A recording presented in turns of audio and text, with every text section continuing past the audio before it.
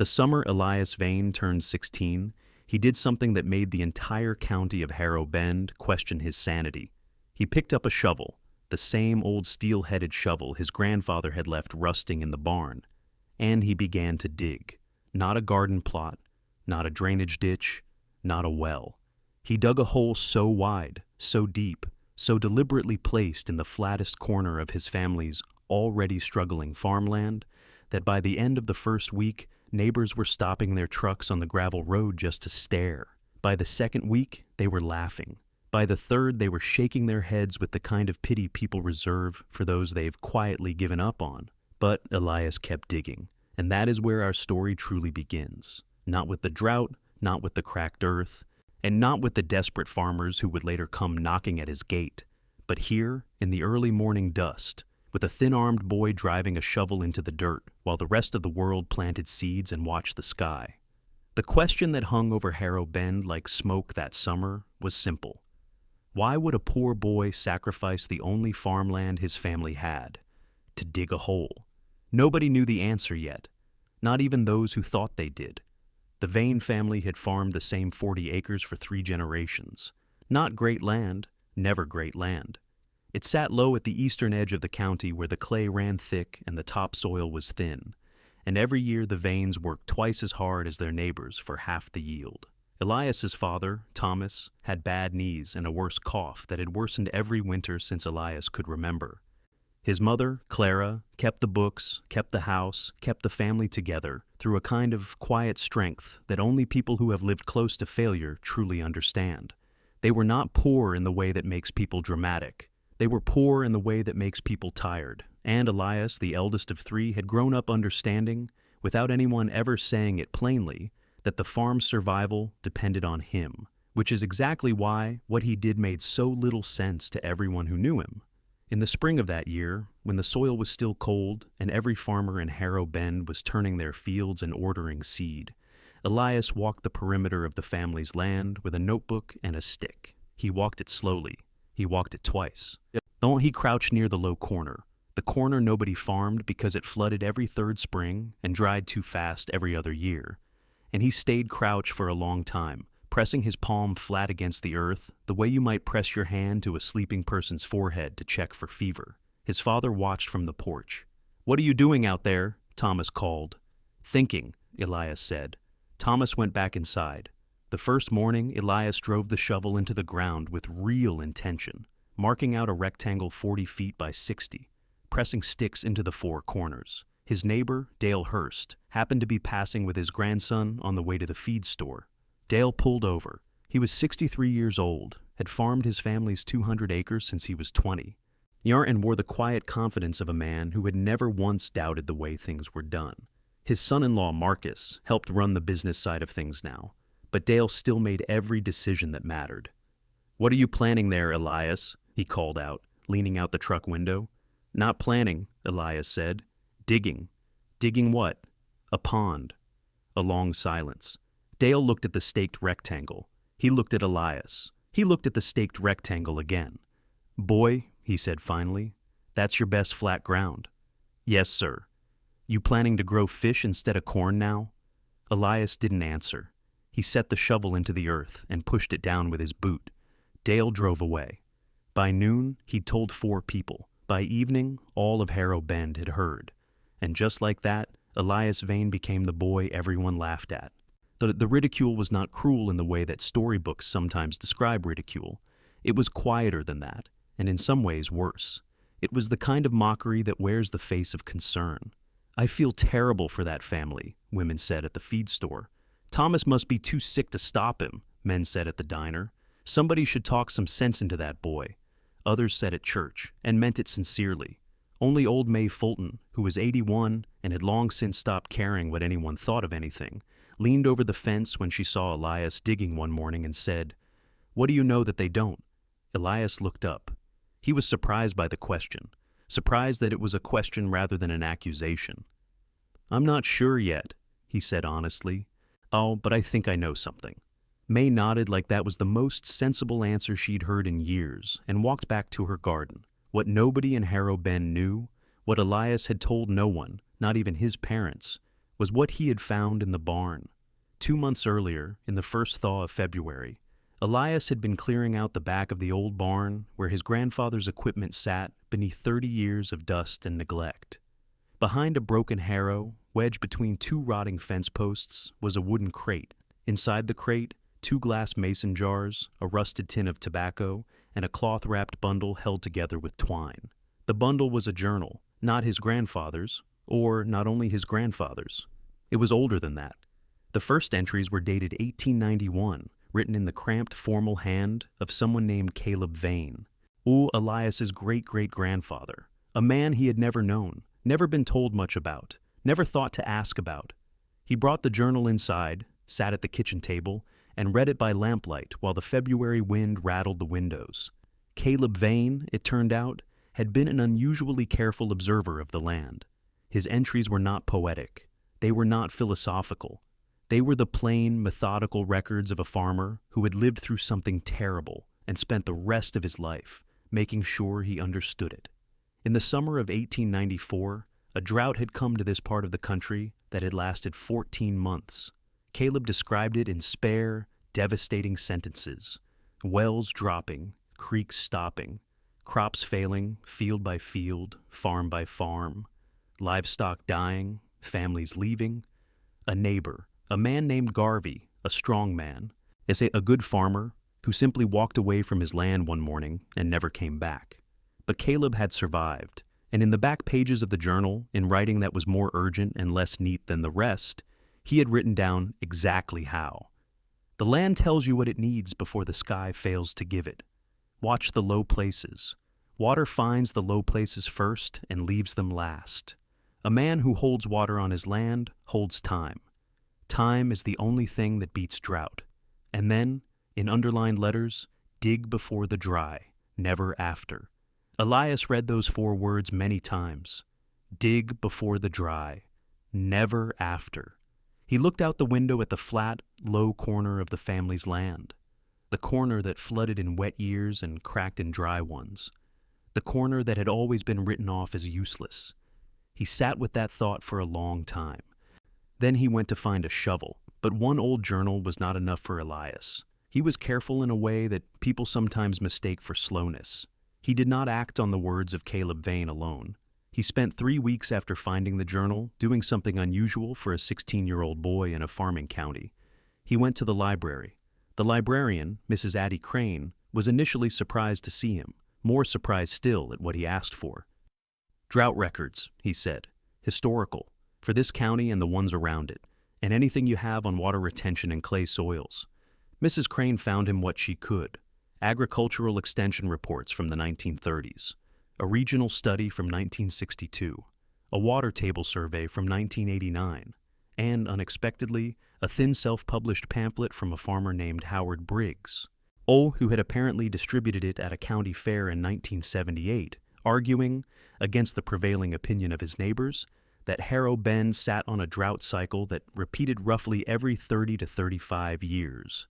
Briggs had been dismissed at the time as an eccentric. The pamphlet had been politely received and then politely ignored. Elias read it 3 times. He made a table in his notebook. The documented droughts in the county went back to the records the library held: 1894, 1927, 1956, 1988. He stared at the intervals: 33 years, 29 years, 32 years. The last serious drought had been in 1988. That was more than 3 decades ago. Elias closed his notebook. He was not a dramatic boy. He did not feel the weight of prophecy or the chill of destiny. He felt something quieter and more frightening than that: the plain, all arithmetic weight of a pattern. He went home and he started to dig.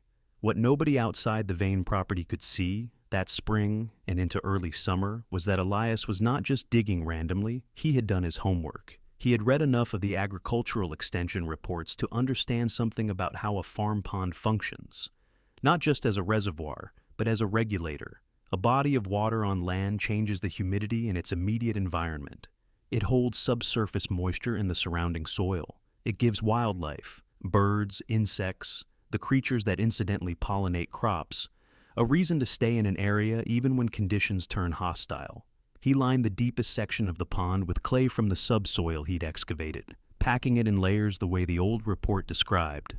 He shaped the banks gently so rainwater from the surrounding ground would drain inward rather than run off. He planted a row of native willows along the northern bank, using saplings he'd dug from the creek bed 2 miles away, because the same report mentioned that deep-rooted trees near a pond stabilized the bank and drew additional groundwater. He did all of this quietly. He did not explain it.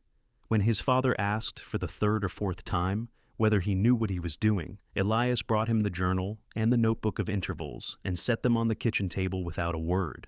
Thomas Vane read for a long time. When he was done, he sat back in his chair and rubbed his face with both hands. "You really think it's coming?" he said. It was not quite a question. "I think it might," Elias said. "And I think we're the only ones getting ready." Thomas looked out the window at the pond, which was, at this point, a large dirt depression with sloped banks and a thin lining of packed clay, holding perhaps 2 feet of murky water from the spring rains. He was quiet for a while. "Keep digging," he said finally. By July, the pond was holding nearly 6 feet of water at its center. The willows Elias had planted were establishing themselves along the northern bank, their roots already reaching toward the waterline. A family of mallards had appeared one morning and seemed to have decided, with the indifferent confidence of ducks, that this was their pond now. The rest of Harrow Bend was having a normal summer, hot but not unusually so. Dry stretches interrupted by afternoon thunderstorms. Corn was knee-high by the 4th of July, and right on schedule. Soybean fields spread their low green canopy across the rolling hills.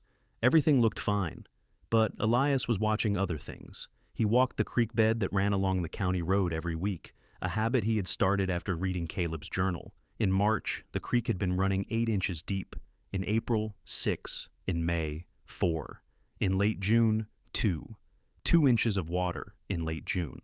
In a creek that had reliably run 6 or 8 inches deep through every summer, July, Elias could remember. He wrote it down. He noticed that the Carver family's shallow well, a well that served 3 properties on the east side of the road, had been dropping faster than anyone was talking about.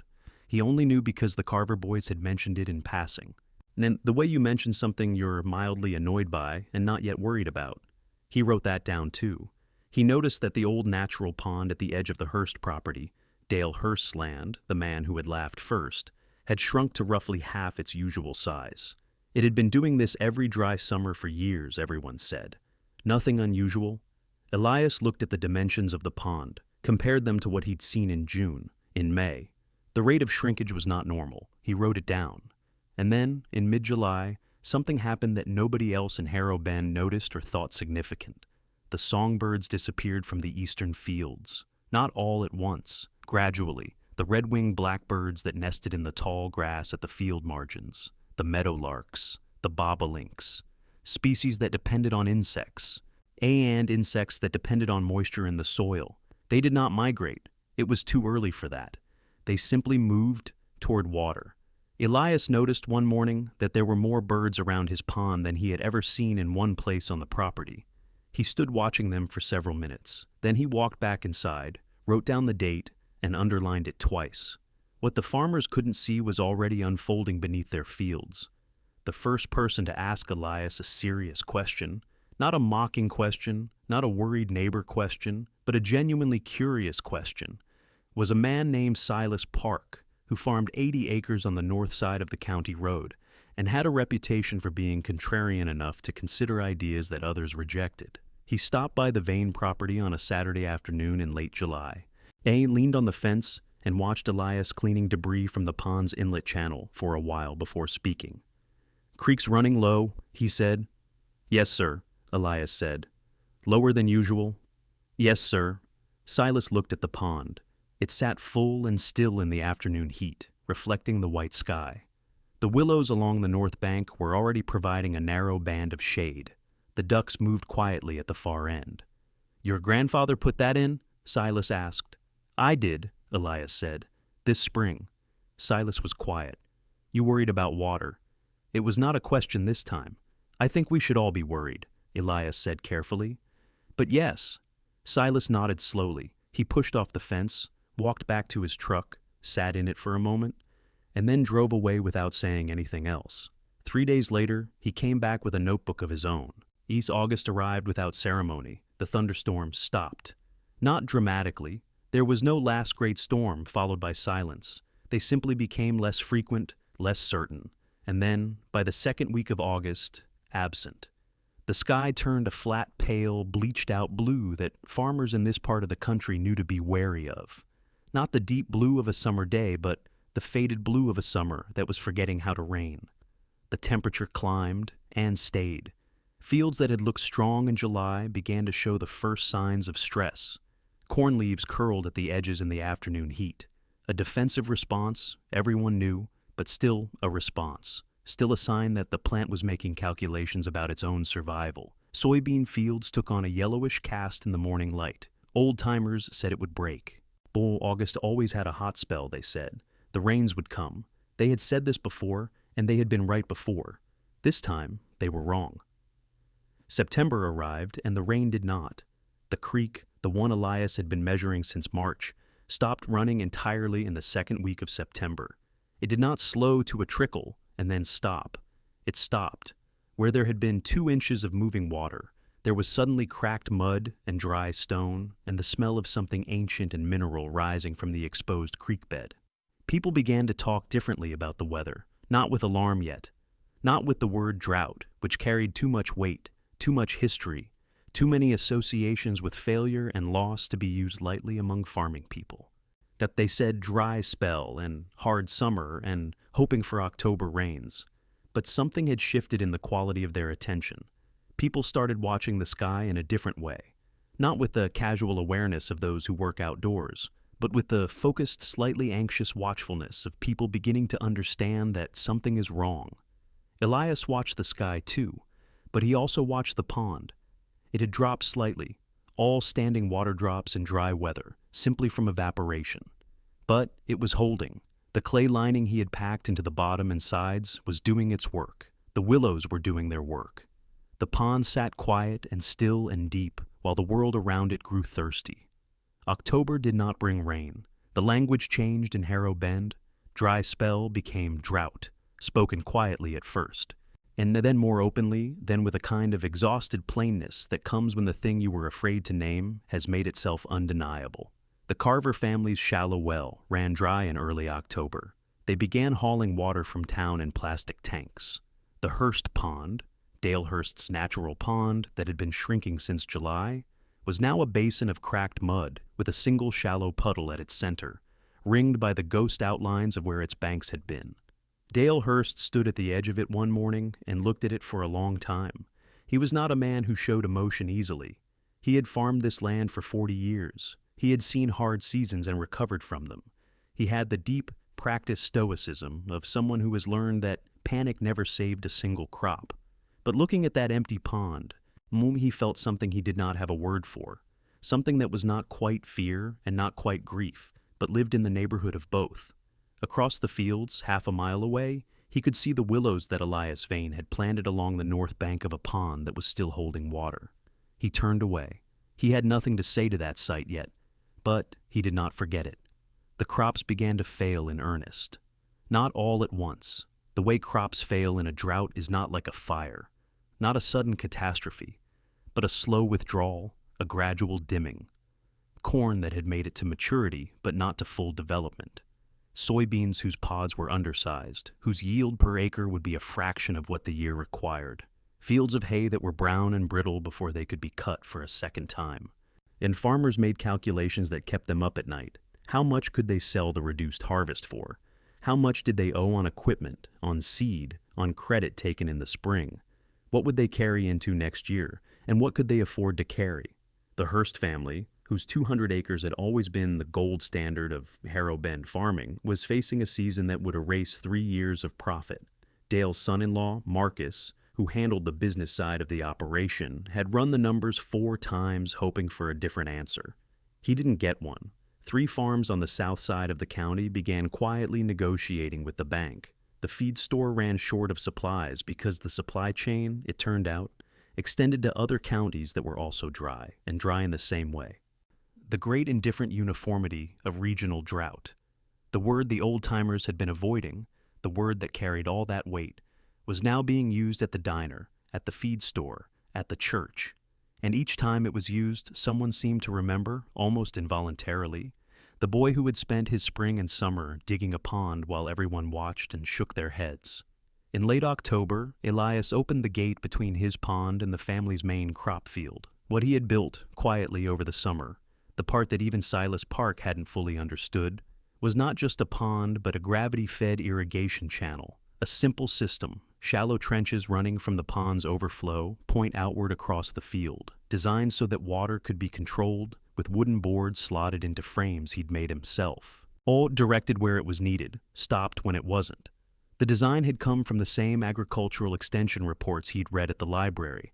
It was not sophisticated technology. It was, in fact, very old technology. The kind of thing farmers had used for centuries before electricity and pumps made everyone forget that water moves downhill on its own. The Vane family's crops were stressed. They had suffered through the same brutal October as everyone else, but they had not failed. When Elias opened that gate and let water from the pond begin its slow, unhurried journey down the channel toward the field, something shifted in the Vane property that was hard to describe but impossible to miss. Life persisting. Not triumphantly, not dramatically, just continuing. His mother, Clara, they stood at the edge of the channel and watched the water move through it in the early morning light. Her face showed something that Elias had not seen there in a long time. He wasn't sure he could name it exactly. It was somewhere between relief and wonder, and it made her look younger than she had in years. "Your great-great-grandfather," she said quietly. It was not quite a question. Thomas had told her about the journal weeks ago, but standing here, watching the water move, was a different kind of knowing. "Yes," Elias said. She reached down and touched the moving water with her fingertips, felt it run past them. Let it go. "He would have been proud," she said. "Word travels fast in a farming county, and bad news travels fastest." But the news that spread through Harrow Bend in those October weeks was something stranger and harder to categorize than bad news. It was the news that one family, the poorest family in the area, the family everyone had pitied for years, the family whose eldest son everyone had spent the summer laughing at, had water, not in abundance, not enough to solve everyone's problems, but enough. The Vane corn, what remained of it, was going to yield something. The soil around the pond was darker, moister, more alive than the fields surrounding it. You could see it plainly if you drove down the county road and looked, a ring of relative green in a landscape that had turned the color of old paper. People drove down that road and looked. They said nothing, some of them, when others said things under their breath that didn't make it out the truck window, but they looked. Dale Hurst came to the Vane property on a Tuesday morning in early November. He drove in without calling ahead. People in Harrow Bend didn't generally call ahead. Ann parked by the barn and stood outside his truck, which was the county signal that you wanted to talk but would wait to be invited. Elias came out of the barn and saw him. He did not feel the satisfaction he might have expected to feel. He had imagined this moment in the abstract way you imagine things that are far off. He had not imagined that when it arrived, what he would mostly feel was tired and a little sad for the older man who stood by his truck looking smaller than he had ever looked. "Morning, Mr. Hurst," Elias said. "Morning," Dale said. He looked at the pond. He looked at the willows, taller now, golden-leafed in the November light. He looked at the crop field that had been irrigated through October. He looked at all of it for a long time. "I owe you an apology," he said finally. "No, sir," Elias said. "You don't." Dale looked at him. "I laughed at you." "A lot of people did," Elias said. "I didn't hold it against any of them." Another silence. Dale removed his cap, turned it in his hands, put it back on. "How did you know?" he asked. And Elias told him about the journal, about Caleb Vane's 4 underlined words, about the library visits, the drought intervals, the creek measurements, the birds, all of it. He laid it out plainly, without drama, the way he had learned to see it himself, not as prophecy, not as genius, but as observation. Patient, careful, one humble observation of things that were already there, waiting to be noticed. Dale listened to all of it without interrupting. When Elias was finished, Dale was quiet for a long moment. "Could another pond be dug?" he asked. "On my land, before next spring?" "Yes," Elias said. "I can show you how." He was not the only one who came. Silas Park came back, this time with real questions and a measuring tape. The Carver boys came and spent an afternoon walking the Vane property while Elias explained the clay lining process. A woman named Ruth Ingram, who farmed 60 acres on the county's western edge, drove over with her daughter and asked Elias if he would be willing to come look at a low corner of her land that had always been trouble. He went, he looked, he told her what he thought. Not one of them offered him money for his time. In Harrow Bend, that wasn't how things worked. What they offered instead was the quiet currency of rural community, help when it was needed, passed between neighbors in the understanding that need came for everyone eventually. Ruth Ingram's daughter brought a jar of preserved peaches and set it on the Vane porch without a word. Elias never said, "I told you so." Not once, not in any form. It would not have occurred to him to say it. It would have been, in his understanding of things, a waste of breath. The drought had said everything that needed to be said. The pond had said the rest. What he did instead was teach. The winter that followed was cold and dry in the way that follows a drought summer, the land exhaling its last moisture into a sky that returned nothing. By February, 3 of the county's farms had changed hands. 2 families had moved away from Harrow Bend, relocating to towns where farming was not the only option.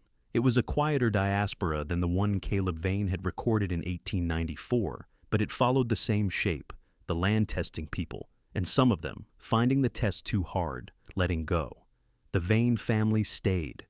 In March, Elias began work on a second pond, a smaller one, on the north end of the property, designed to capture runoff from the high ground that had previously drained away to nothing. He dug it himself, mostly, though his father helped on the days his knees allowed it. And Silas Park sent his son over with a borrowed backhoe for 2 afternoons, which saved Elias a week of handwork. By May, 4 other farms in Harrow Bend had broken ground on water retention projects. Not all of them were as carefully designed as Elias's. Not all of them would work as well. But the idea was loose in the county now, the way ideas become loose once someone demonstrates that they are possible. Dale Hurst's pond, the one Elias helped him plan, was dug in April by a hired crew and sealed in May. It was 3 times the size of the Vane pond. Dale had the resources for it that the Vane family had never had, and he did not hesitate to use them. When the project was finished, he called Elias over to look at it, and there was something in the way he stood beside it, quietly, looking out over the still water, that reminded Elias of the way his mother had looked at the irrigation channel, like a man who had learned something important and was still reckoning with the fact that it took him this long. "Now, my grandfather knew about drought cycles," Dale said, almost to himself. "He talked about them. I never paid attention." Elias didn't say anything to that. There wasn't anything to say. Mrs. Addie Crane, the librarian who had found Elias his drought records and extension reports, called the county agricultural office that winter and suggested politely but persistently that they might want to update and redistribute Howard Briggs's 1978 pamphlet about drought cycles. She mentioned that it had recently proven quite relevant. The county agricultural extension agent, a young woman named Patricia Solis, who had taken the position 2 years ago and was still learning the specific character of this land, came to Harrow Bend to talk to farmers. She met with Dale Hurst, with Silas Park, with Ruth Ingram. At the end of her visits, as she met with Elias, she sat at the Vane kitchen table with a cup of coffee and the original journal of Caleb Vane, which Elias had brought out and placed before her without being asked. She read the 4 underlined words: dig before the dry, never after. She photographed the page with her phone. "How old is this?" she asked. "The first entries are 1891, Elias said. She sat back and looked at the ceiling for a moment. "We have drought modeling now," she said. "Satellite data, soil moisture sensors, predictive algorithms, and this man in 1891 was watching the same thing." "He was watching the land," Elias said. "I think the land doesn't change that much." Patricia Soles nodded slowly. She stayed for another hour, asking questions about the pond design, the clay lining, the willow planting, the irrigation channel. She wrote everything down carefully. That summer, she published a practical guide for small-scale farm water retention in the County Extension newsletter. It was the most read document the newsletter had ever distributed. She cited Caleb Vane's journal, with Elias's permission, in the introduction. The following spring, Elias turned 17. He was still thin-armed. He still spoke carefully and quietly. He had not grown into some triumphant, recognizable version of the misunderstood boy made good. He was just himself, a farmer's son who had read an old journal and paid attention to a creek, and in doing so had kept his family's land alive through the worst drought the county had seen in 3 decades. On a Saturday morning in April, when the world was green again and the rains had returned in their ordinary, generous April way, he walked to the pond and stood at its bank. The willows were leafing out in their second spring.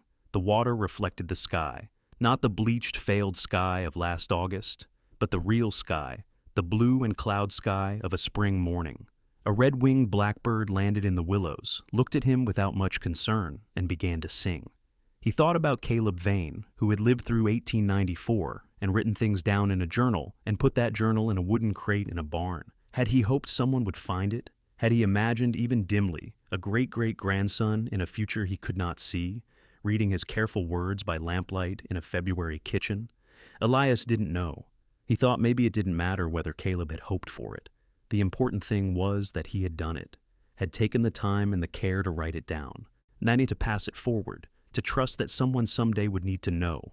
He took out his own notebook, the one he had started filling in February of the previous year, with creek measurements and bird sightings and drought intervals and clay lining notes.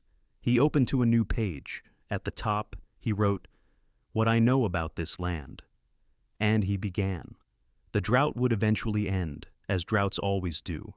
The farms of Harrow Bend would recover, some faster than others, some changed permanently by what they had lost, all of them carrying something new, the understanding that the land holds its own knowledge, if you are willing to watch it long enough, listen carefully enough, and act before the sky runs out of rain.